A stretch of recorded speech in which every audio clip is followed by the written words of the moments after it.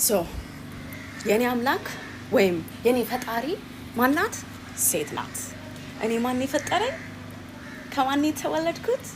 ከሴት። አዎድ አዎድ አዎድ። ከማን ሆድቃ ነው የወጣሁት? ከሴት። የማንን ምግብ በልቼ ነው? የማንን ደም ወስጄ ነው ያደግኩት? የእናቴን የሴት። እሺ ያው በጧት ነው መርዶ የሚነገረው። እሺ እንግዲህ እቺን ታቋታላችሁ። ያው እማማ ፊሽካ ወይም ሌላ ትባላለች። አይ ቲንክ አመለካከቷን የተናገረችው እኔ እያለች ነው። እሷ የምታምነው እምነት እንግዲህ የተለያየ እምነት ሊሆን ይችላል። ስለዚህ በድንጋይ ማመን ትችላለች፣ በፀጉሯ ማመን ትችላለች። እሱ የእሷ መብቷ ነው እና ሊሰመርበት የሚገባው እኔ እያለች ነው የምታወራው። ስለዚህ ስለ እሷን የተናገረችው እና እኛን የሚያጠቃልል ነገር አይደለም። ግን አንድ ነገር አለ። እቺ ኳሪያ የምትመለከተው ሴት እንግዲህ ፈጣሪዋ ሴት እንደሆነች ተናግራለች። ኦፍ ኮርስ የወለደቻት ሴት ነች፣ እኔንም የወለደችኝ ሴት ነች። ግን የፈጠረችኝ ሴት አይደለችም። ፈጣሪ አንድና አንድ ነው፣ እሱ መድኃኒዓለም ነው። እንደኔ እምነት ከሆነ እኔን የፈጠረኝ ጌታዬ መድኃኒቴ ኢየሱስ ክርስቶስ ነው። ሌላውም በየሃይማኖት እንግዲህ ፈጣሪውን እንግዲህ በራሱ መልኩ ይገልጸዋል፣ ይናገረዋል። ዋናው ነገር ግን እቺ ኳሪያ የምትመለከቷት ሴት እህታችን ምንድነው ስራዋ? እና እቺን ሴት ከዚህ በፊት በተለያዩ ሙቭመንቷ እናውቃታለን አይደለም? ማማ ፊሽካ ምናምን። ነገር ግን በአሁኑ ሰዓት እንዴት ከመሬት ተነስታ እንደዚህ ልትናገር ቻለች የሚለውን ሀሳብ ለመመልከት ፈለኩኝ ትንሽ እናገላብጥ ብዬ እና ምናልባትም ከዚህ በፊት በሰራችው ቪዲዮ ላይ ተንተረሰው ሰዎች ሰድቧት ሊሆን ይችላል ወይም አግሬሲቭ ሆና ሊሆን ይችላል ብዬ አሰብኩ። ከዚህ በፊት የሰራችው ቪዲዮ እና አሁን የሰራችው ቪዲዮ በመሀል ያላቸው ጋፕ እጅግ በጣም ብዙ ልዩነት አለው። ማለትም በዚህ ኢንቴንሽን ተነስታ አይደለም ይሄንን ቪዲዮ የሰራችው ማለት ነው። ታዲያ እቺ እህታችን ቲክቶክ አካውንት አላት። ኦፍ ኮርስ እኛም አለን። ነገር ግን የሷን ቲክቶክ አካውንት ትንሽ ለየት የሚያደርገው አንድ ነገር አለ። ይህ ነገር ያ ፕሮሞሽን እንዳይሆን እፈራለሁ፣ ግን ሌሲት ቢ ይሁን እስቲ።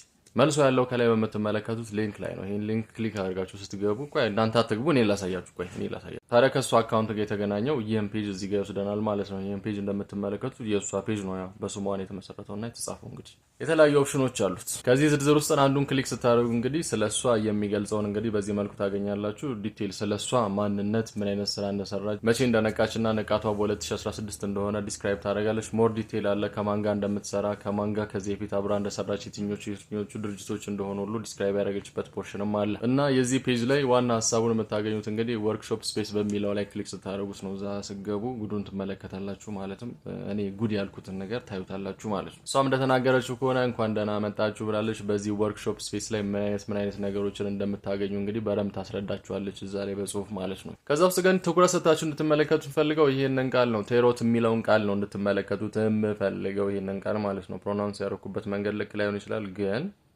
ይሄንን ቃል ተመልከቱት። ቆይ ከዛም ጎግል ላይ እንገባና ይሄንን ቃል ሰርች እናደርጋለን። ኦፍ ኮርስ ከዚህ በፊት ሲባል ሰምቻለሁ፣ ግን ዲፕሊ ጎግል አድርጌው አላቅም። ነገር ግን እናደርጋለን ዛሬ ታሮት ሪዲንግ ምን ማለት ነው የሚለውን ነገር ጎግል እናደርጋለን። ጎግል ስናደርግም ይሄንን መልስ እናገኛለን። የዚህን ቃል ዋና ትርጉሙም በኋላ መጨረሻ ላይ ያሳያችኋለሁ። ይህም እንግዲህ ትርጉሙ እንደምትመለከቱት የትንበያ አይነት ሲሆን በ78 አይነት ካርዶች የሚታገዝ ነው። ሲተነበይም የትናንትናውን፣ የዛሬውን እና የነገውን አንድ ላይ ነው የሚተነበየው ማለት ነው። ይህም ማለት የድሮውን፣ የአሁኑንና የወደፊቱን የተነበየላችኋል ማለት ነው። ይህ ካርዶቹም እነዚህ ናቸው እንደምትመለከቱት ነው እንግዲህ አይደል። ብዙ ጊዜ በፊልም ላይ ምናምን እንመለከታቸዋለን እነዚህን ካርዶች አይደል። ያው ልጨምርላችሁ በዚህ መልኩ ማለት ነው። እንደምትመለከቱት ከካርዶቹ ውጭም የተለያዩ ነገሮች ያስፈልጋሉ፣ የሚሟሉ ነገሮችም አሉ ማለት ነው። ያው በደንብ እንድትረዱት ነው እንደዚህ ማለት ነው። እንደዚህ የተለያዩ ነገሮች መሟላት አለባቸው፣ ካልተሟሉ ነገሮቹ አይሰሩም ማለት ነው። እንደዚህም አለ በነገራችን ላይ ይህንን አበባ የሆነ ቦታ አይቼዋለሁ ልበል ብቻ እንደዚህም አለ ለማለት ነው። ይሄም ሌላ አይነት መንገድ ነው። እና እህታችን መች እንደዚህ አይነት ስራ ሰራለሁ ብላለች ለምትሉ ሰዎች ቆይ ላሳያችሁ።